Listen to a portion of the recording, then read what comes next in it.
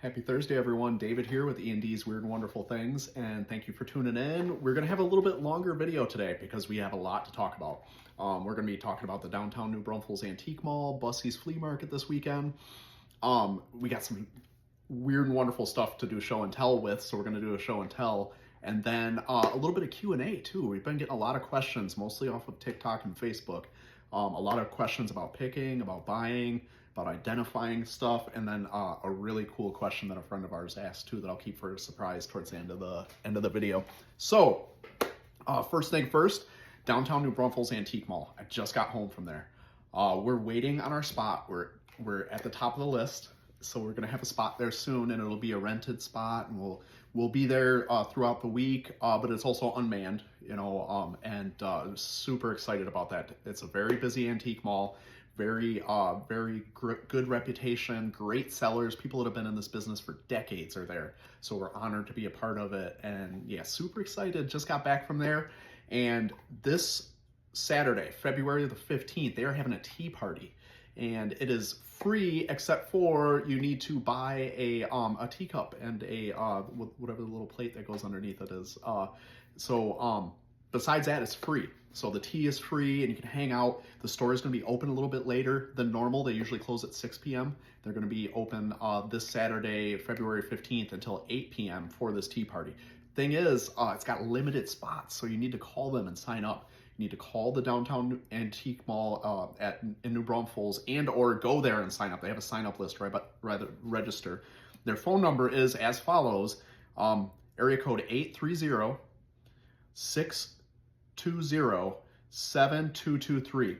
830-620-7233, and that's the downtown New Braunfels Antique Mall. And yeah, so they're gonna have a tea party this weekend, this Saturday. It sounds like it's gonna be a ton of fun. It's gonna be really cool. They're gonna, you can shop, you can, look around, and I'm not sure what other activities they're gonna do during, but it sounds like it's gonna be pretty cool.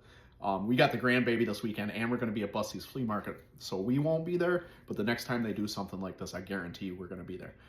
Especially since we're becoming part of that team/family, which I'm super excited about. Okay, so next, we got treasure.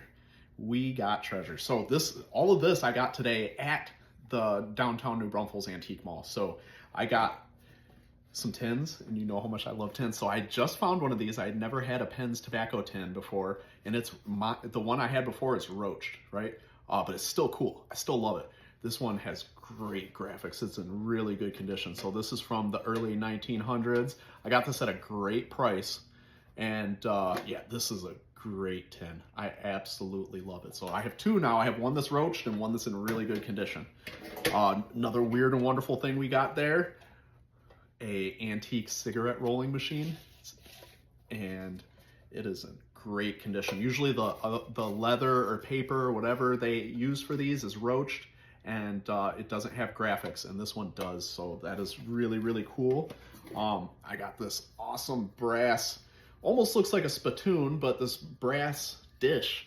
It was extraordinarily inexpensive, as in the prices there are really fair. Like, it's not like tourist trap antique mall. Like, these people know what they're doing. They're pricing things to sell and get into your collection and even be able to resell. Like, some of the stuff that I bought today, yes, I bought it in an antique mall, and I'm gonna be able to resell it and at least double my money off of it, right? So really cool antique brass dish. Looks like a spittoon to me. That's why I bought it, because I love tobacco stuff.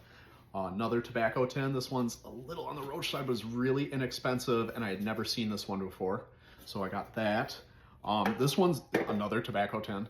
This one's a little bit more common. I have 3 of these, right? But not this size. I have the bigger size, and this is in really good condition.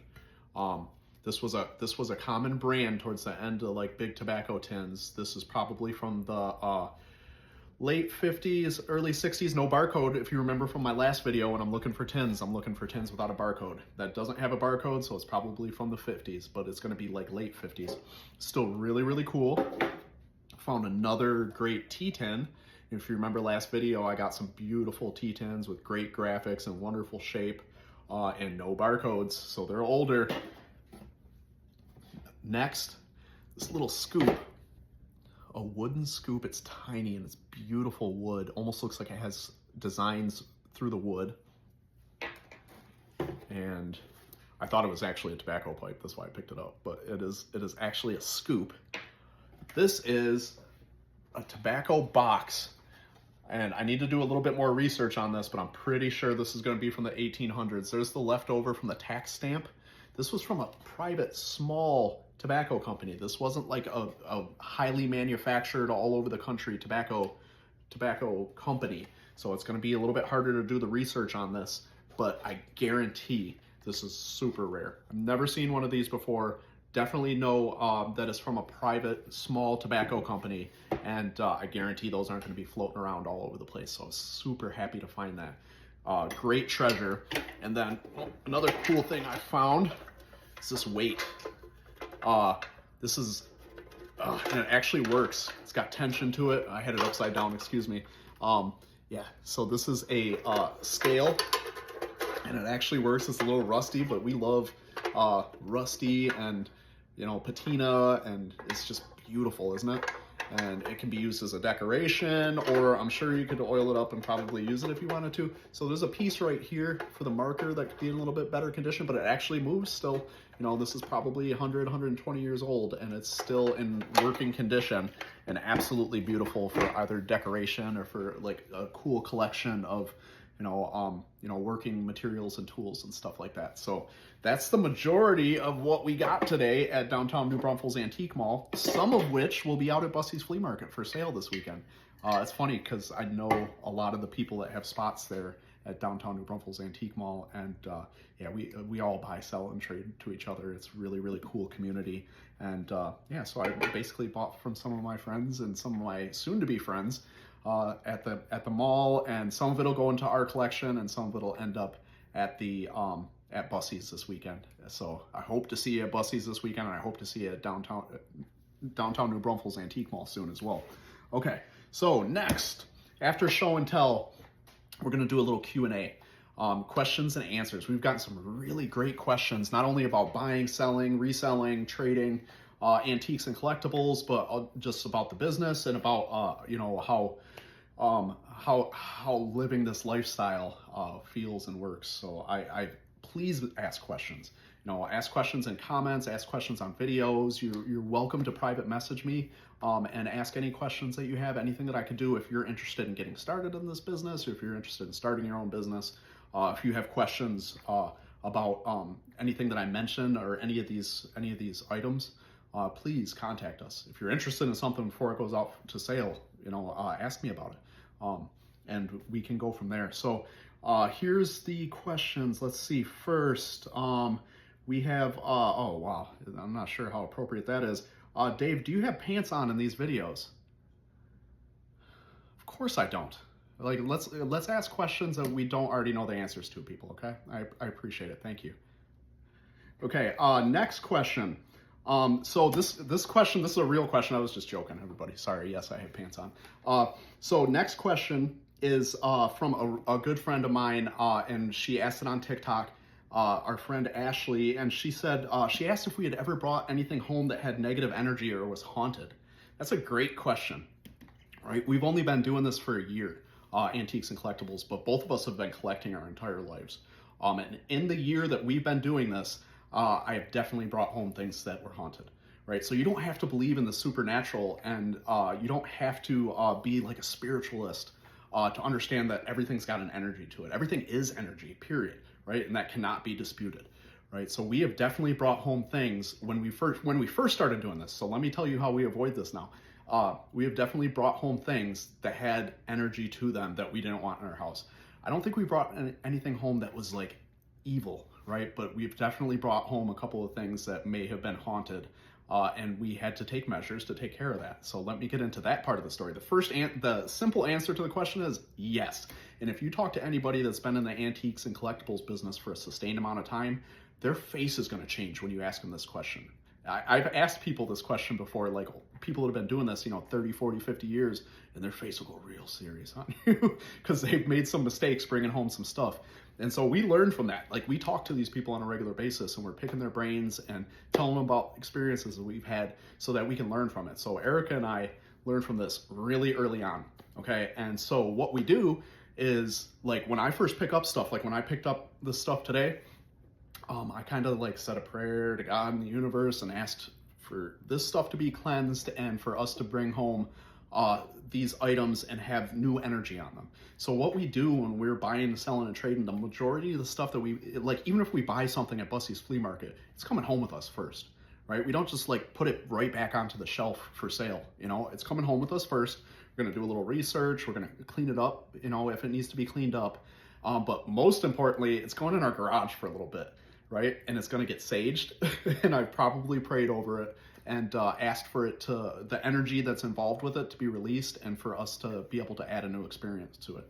So what I consider that doing is us getting rid of the old energy that the item had and us adding our love to it, right? So by the time it's out for sale at, you know, Bussey's or any of these other places that we're going to be involved with, or by the time you buy it online from us, it has our energy and our vibes to it, which is love and care and, you know, happiness and, you know, positive energy. So you don't have to worry about that coming from us. But if you're out there at antique malls and you're out there shopping at you know, flea markets and swap meets, yeah, you have to pay attention to that.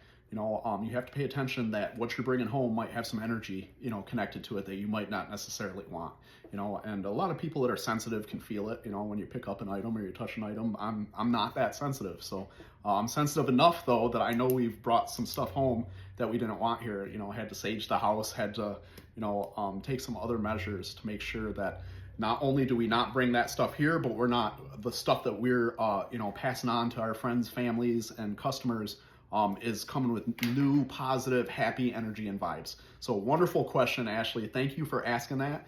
And if anybody has any more, you know, questions regarding that, you know, feel free to message me or talk to me. The next question comes from our new friend, Brianna Michelle, and she was asking how we identify things. So she was trying to use Google app to identify a couple of weird and wonderful things that she found.